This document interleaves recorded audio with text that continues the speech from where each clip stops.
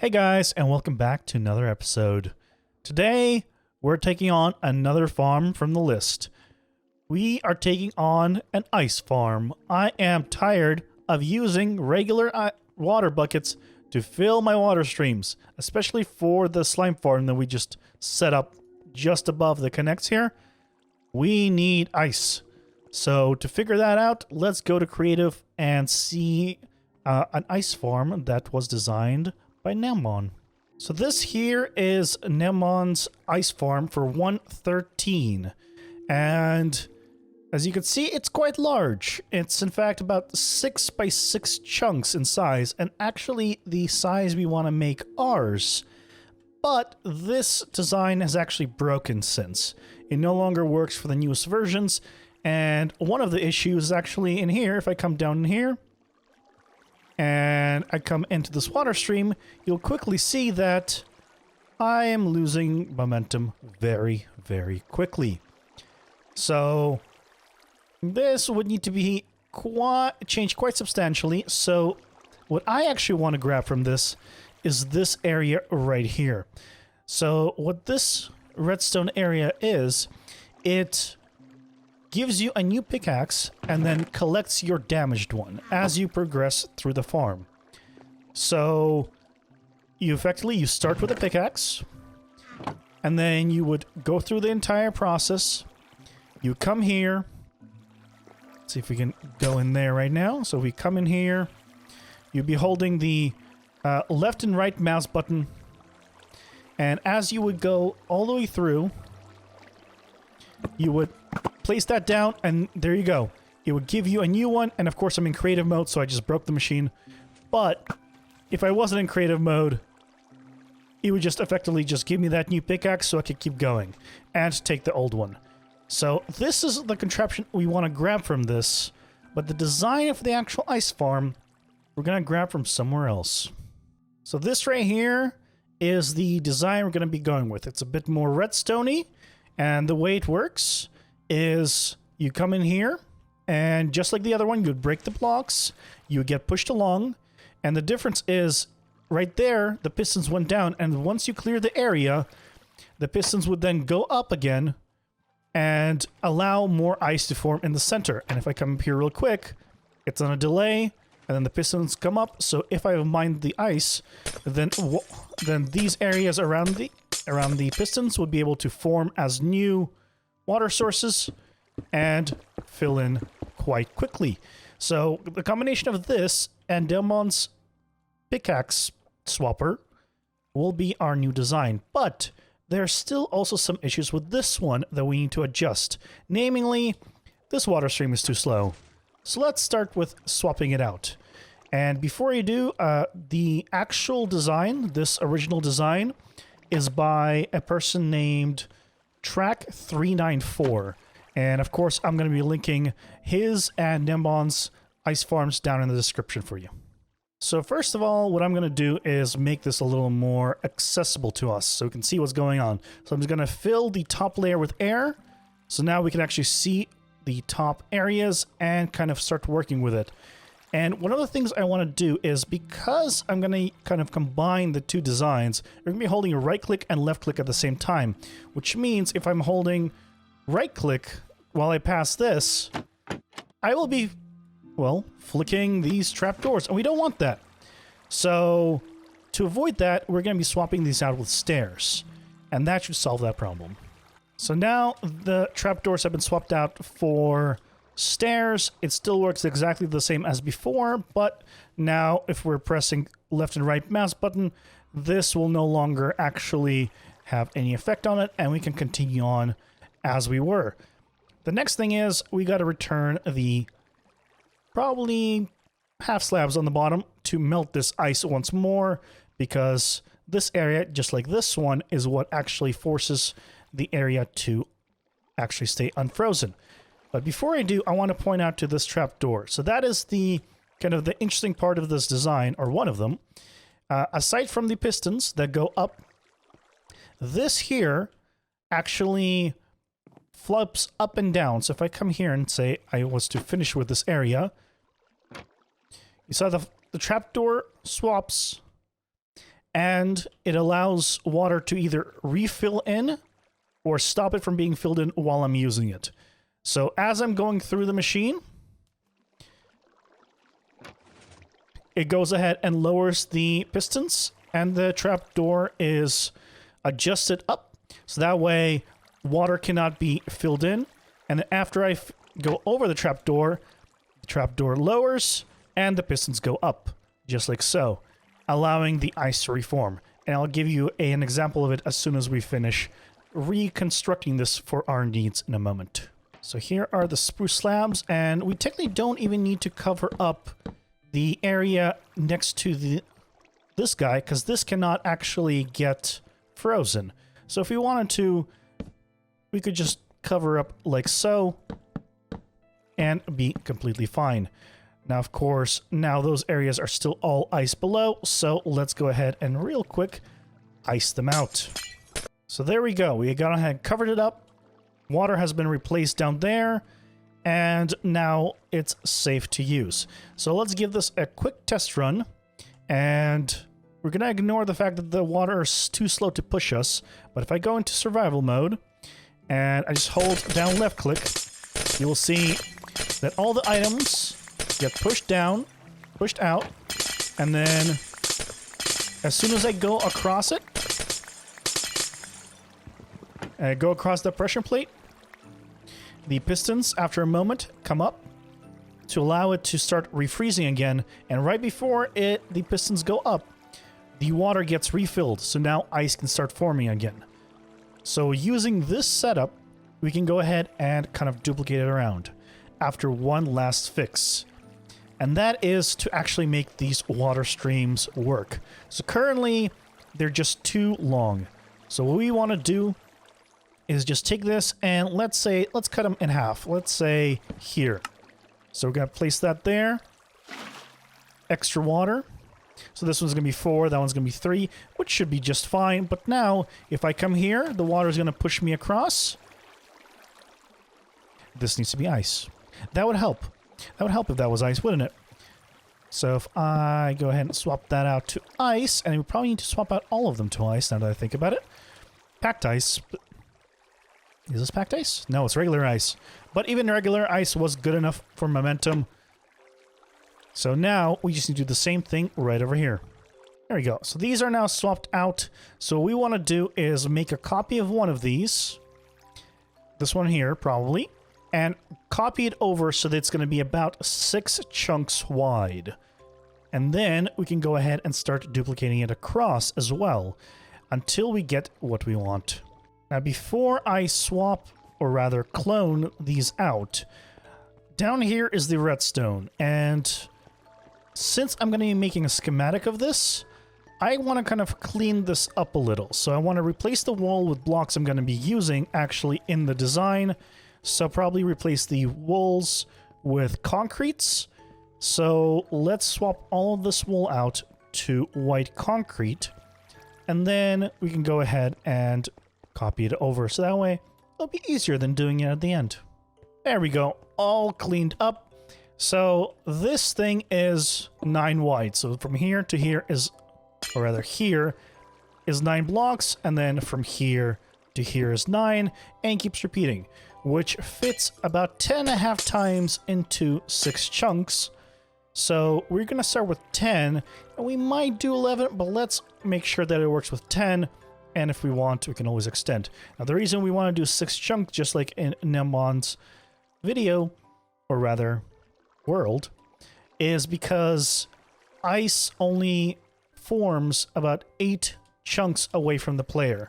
So when you're in the corner of one of the farm, you want it to actually be still forming ice on the other side. So that's why limiting it to about 6 chunks is perfect.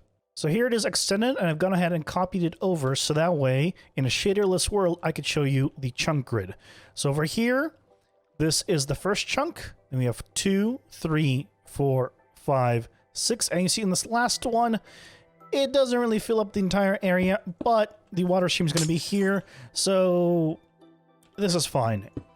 We're effectively missing out on a 2 wide area. If I wanted to, really, I could extend this, but honestly, it's going to be just fine. So now we have a fully working copied over section based on the first piece that we can now go ahead and use. So here it is. You know, you'd go through, you clear out everything. You see the pistons go down. And as soon as you hit the trapdoor, these go down and those go up in a moment later. And the water is now pushing me by itself because we've gone ahead and replaced the bottom with packed ice and made these a little narrower. So this is just some of the ways you can make this all work for your situation. So the next step to do is to go ahead and actually extend this to work in the opposite direction.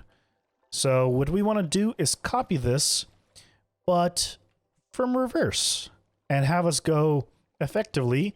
If we were to come out through here, we'd want to go this way and then go right, breaking more ice, never changing our position. When cloning things over, you can experience interesting things in Minecraft. Very, very interesting things. Of course, I just realized I'm a derp, and I need to clone the same side over and over and over. Because obviously I'm not going to change sides. I'm always facing the same way. So it's this side, cloned here, over and over for 6 chunks. I did not need to reverse this. Welp, let's clone this over until we get 6 chunks. Oh boy. Okay, I feel a little bit better, because I'm not as big of a derp than I thought. I was in the right mindset. The redstone below and the water streams have to be flipped. It's just the actual body doesn't. So, yes. Gotta make this redstone go in the opposite direction, and then we'll be fine. As well as the water. Then finally clone it over. So here we go. Here is the full thing copied over. So with chunks on, we can see 1, 2, 3, 4, 5, 6 chunks, and then in this direction, 1, 2, 3, 4, 5, 6 chunks. Now, of course, my player is going to be right here. I, in theory, could copy it one more time, but then it'll be out another chunk, and we don't really want that. So now that all of these have been copied over, the next thing to do is to create the water stream attachment between these. So we need to go in and just go ahead and connect this up like so with water streams to make sure that actually we'll be able to continue on in a zigzag manner and then come back to the start. So here are the ice roads and kind of the walls needed for them. And as you can see, it just keeps going. It's from here to the other side and back until we end up right over here. Now, before I connect this and go back, I want to fill these with water, but let's check out Nembon's world, because there's one other thing I want to grab from there and show you guys. So here we are back in Nembon's ice farm, and what I wanted to show you guys is this. So right over here, this is where the player moves, but as he goes around the corner, the items, the ice that is not picked up by the player goes out into an external water stream and then comes over here and into storage. So the way this works is it comes here and around to fill these chests, and there's a section at every single output. So here that is, every single time it is around here, it goes ahead and exit. So I want to make sure that in our little area that we navigate around, we go ahead and add that in before we continue any further. So here we are at the first kind of junction. So what we want to do is break out, let's say these two blocks, add in the ice where the water will spill over. Now here I can't just put the water here, because then the items would just go straight through. We actually need to use this water stream and have it bend around. So to do that, we're going to use the same kind of trick that was used in Nembon's ice farms. We're going to place those there. Now, the question is, how do we deal with this pressure plate? Because it stops the water. So to do that, what we're probably going to have to do is actually extend it by another block. So despite me finishing this whole section up, what we have to do is actually this. We need to extend this platform by single extra block So that way, let's see if we did this. So now if we place the sign here and here, I can put the water right in this spot and it'll go around. The items will go straight and I will go to the right as soon as I, of course, block my own path. There we go. So we just have to do this, place another sign down. Let's say 1, 2, 3, 4, 5. We place one down here. And 1, 2, 3, 4, 5. That should be good. Let's go ahead and test that out real quick. So if I'm here, let go of the buttons. I'm going across, get picked up by the next water stream, get pushed along. Then pushed across the water. Yep, picked up by the next water stream. And picked up by the next water stream. There we go. Problem solved. So let's go ahead and actually make this modifications. To make it a little nicer, I am going to just go ahead and place the wood down right there. Just to make that all nice and even. Or maybe not. Maybe we want to keep it down low. Nice down low. Maybe we'll be just adding planks later on to make it spawn-proof. Let's keep it down for now. But one thing's for sure. We need to go ahead and actually make this adjustment to the other areas here. So I finished copying these over, and then I realized a simple mistake I made. Make sure to place something above, like a sign, so that way the water doesn't actually freeze over. Because now I have to go in, because of my derpiness, and fix this. There we go. All fixed up, signs are in, water is now flowing. So the next part is to go ahead and just connect up a full line of this to connect with the sorting system. But before that, I want to actually figure out my path first, because my path is a little more important than the item's path. So let's figure out that. So I was trying to figure out how this was set up on this side, and I realized the items don't actually come out on this side. So this is where the player would be, and if you keep going, there's no output for items here, because this is where the player goes back to the start. And the reason is, it actually goes all the way around and follows the player until he goes to the other side, and then gets outputted. So it's actually all on one side here. Clever.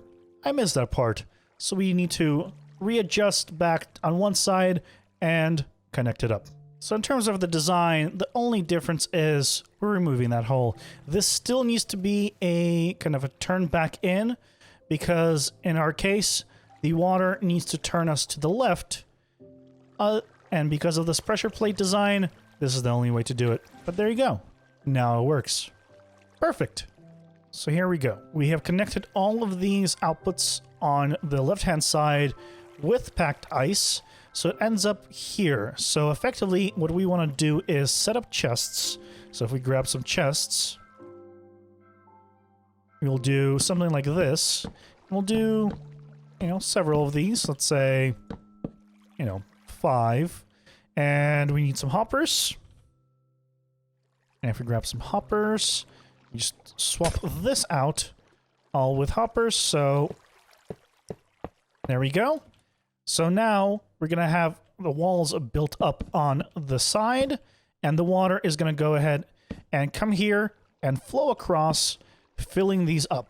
So to make sure that it actually can, maintain the water, we're just going to use nice stairs. So now we can open this and the water won't flow in. Perfect. Let's put in the side wall and put the water in now. Last bucket. How far does this go? So this goes all the way almost to the end one, but the items, if dropped in, if these were full, would actually reach the last thing. So we're actually fine with the setup. So this is actually perfect. There we go. We can have a 5 wide double chest of ice actually stored here. So remember, one thing we need to make sure we do is cover these up so they don't get frozen. Probably best to do that when you're placing them, because things like this can happen. With storage taken care of, we turn our attention to the other side where we have the return trip. So all it is just a simple ice path, water stream that'll take us all the way back. But remember, here, we're actually going to take that section from Nembon's ice farm because we want to actually be able to cycle through this large farm over and over, and for that we need to have the system that replaces our pickaxe. So there we go. The return trip is taken care of. The signs are in so nothing will freeze. So here we go. I've recreated part of the old Nembon design. I've gone rid of the extra section that we didn't need that was controlling a piston. I'm sure it was needed for the system that he had, but I don't think we'll need it, so this is a simplified version of it. Also, forgot to add a block here. That would be important. So, let's give it a quick test run by filling the stuff with all the necessary things. So we need to fill it with snowballs, pickaxes, and of course food, which should have been down here. Let's add that back in. So here is the test scenario. I have one slot available in my main hand, which is the pickaxe. Offhand is food. So it should refill my food, break the pickaxe after I go across it with the snowball, and dispense a new pickaxe to me. These are all slightly damaged, but as long as we see a pickaxe appear in here, we should be good. So let us go into survival. And what we're going to do is just hold left and right click. Of course, I placed this block here because I was testing and I forgot to remove it. There we go. Back to survival. Holding left and right click. Okay, so we did not place it there. Let me just double check. I tested it. Okay, so we need to just move this over probably by one block. This is why we test. There we go. Moved over by single block. Test 2. So again, holding down left and right click. There it was. And... Hum, hum, hum. I found the secret. Below this is a sticky piston, and you'd never know, because this is all bedrock. Oh, sneaky, sneaky, sneaky. Okay, I see how you work. We found the issue. There we go. Sticky piston. In. We need another pickaxe. Or rather, we need this one. So, give me this pickaxe, please. And give me that. And let's give it another test run. So again, everything is full in my inventory. Food and everything is accounted for. In fact, let's go ahead. I'm going to drop a single food. There we go. So now we have one less. Everything's full. It's even in a different slot. Let's do this. Oh, new pickaxe. Food. We have all the food and we're off. Oh, yes. We are good. Also, shaders are back on because I needed them for schematics. It works. It is beautiful. I just need to reset this. And all it is just going through it. So we now have a pretty much working system. We have an output for items. This all should be zigzagging across, and we have a way of replenishing all our stuff. There's two things we need to do. One is, later on, we need to figure out a way of actually having an entrance here. And two, I actually need to do a whole run to actually make sure that it's going to work properly. So on first attempt, I actually ended up not reaching far enough. And I now understand why this was sticking out and had it come in. It's to align yourself with this wall, so that way you are close enough. Because if you're here, then there you go. You're able to reach far enough. There you go. So we got to make an adjustment and make sure that this is just pushed out one block, and then we'll be fine. There we go. Small redesign, but now we should be able to deposit our pickaxe, have everything shoot out properly, give us a new pickaxe, and replenish our food, and continue on with the ice farm. So let's see how much ice we can actually get this. Hoping for a successful run this time. Watch this. As I'm going along, bam, broken. I'm gonna need to replace those planks with either something more durable, like obsidian, or I could just not have them there, honestly. they're not really required, so I'll probably just not have them there. Otherwise, this farm's doing pretty well. The first run has completed, and the first few are pretty much completely reformed in ice. And of course, back there, as it would continue doing more loops, it would be more complete. But it was about 17-ish minutes. We didn't start the timer exactly at the start, but I'm guessing about 17 minutes. And also, oh, look at that. Look at that. Let's see if I was to... Let's take you. You. Is there anything in here? Nope. So... And if I just go in and grab the... Yeah. So we got from this guy... Look at that. We got over a double chest of ice, plus 12 stacks, almost 13 stacks, going through this entire process, which is pretty good. Now, one thing you notice here is a slice missing on every other one. That was one of the blocks was just ice to begin with, and that is just a mistake I made when cloning. So you can ignore that, but those did get collected. So yeah, that all works great. The only thing is I start to modify this area here because, of course, with the water flowing this way, I was getting pushed down too quickly. So here I'm making a quick modification to just continue going in this direction and then get pushed over. But otherwise, we're pretty much good.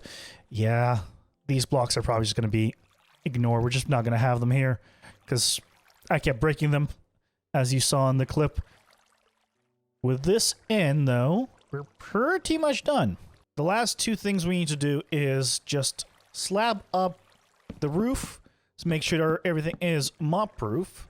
And to actually, I want to add a stopper here. So I want to add a lever I can flip that will stop me from making multiple rounds, because there might be times where I only have time for a single round, and a single double chest of ice is more than enough.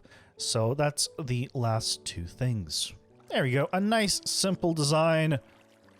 Lever on top of a piston, and this just blocks off this waterway, so if I ever want to start this up and only do one round, I can just go ahead, flip this on. It stops the water. I will end up stopping right here and not make any more rounds through. The other thing is, of course, slabbing, and one thing I did forget is actually putting a block right on top of this to stop phantoms from spawning, because that's a thing now that we need to worry about. Here we are in the dark path back, and we're almost done with our test run and having everything work out. It is spooky in here, though. The build is done. I had to make a slight change here to make sure that the water flowed properly to actually allow me to come across, and I did one final test, of course. So the end result is this farm is approximately 14,500 ice per hour, and outputs in about just over 17 minutes with 65 stacks per full harvest, which is more than enough for me. Now, I don't know if that's a fast farm or a slow farm, but it's my farm, and I am very happy with it. It works. We have an option to make it go in a single round or multiple, but that is going to do it. Thank you guys for joining me today with watching me design this thing, and I do hope you enjoyed yourself, and I'll see you guys next time. Take care. Bye!